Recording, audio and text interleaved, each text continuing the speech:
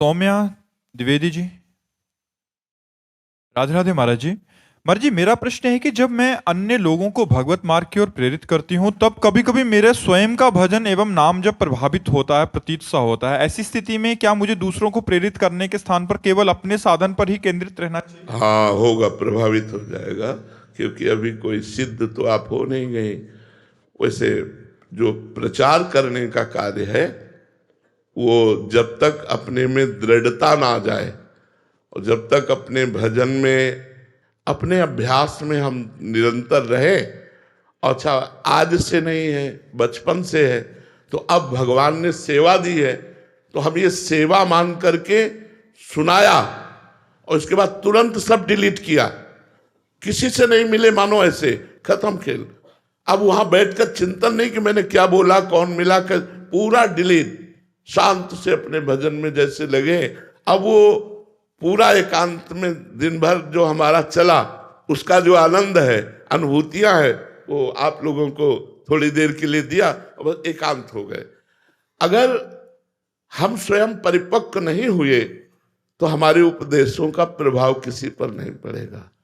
हमें चाहिए पहले खुद परिपक्व हो जाए, और अगर किसी को उपदेश देना भी पड़े तो ऐसे दे कि हमने संतों से सुना है, हमने शास्त्र में पढ़ा है, हम स्वयं साधन जो कर रहे हैं उसे गुप्त रखें।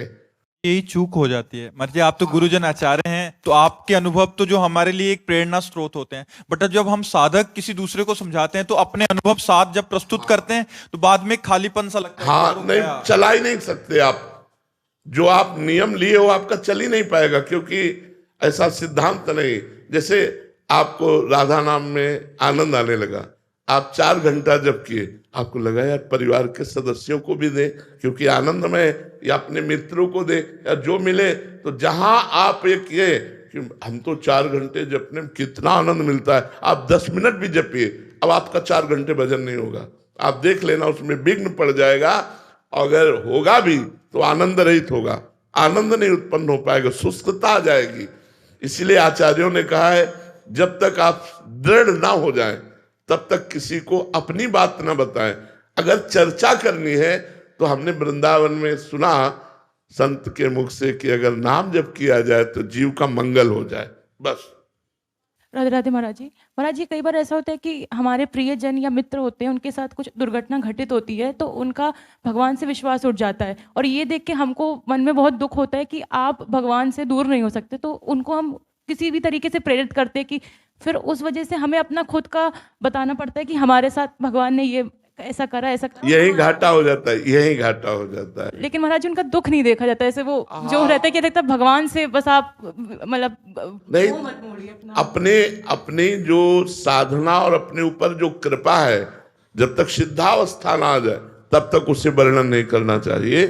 मतलब 13-14 वर्ष हो गए प्रवचन शुरू हुए, नहीं तो जीवन में कभी हम 5 मिनट भी नहीं बोले। जीवन में मौन धारण किए हुए जब एक आश्रम में टिके थे तो बोले तुम्हारी आवाज ही नहीं सुनने को मिलती, हर समय मंत्र में, हर समय।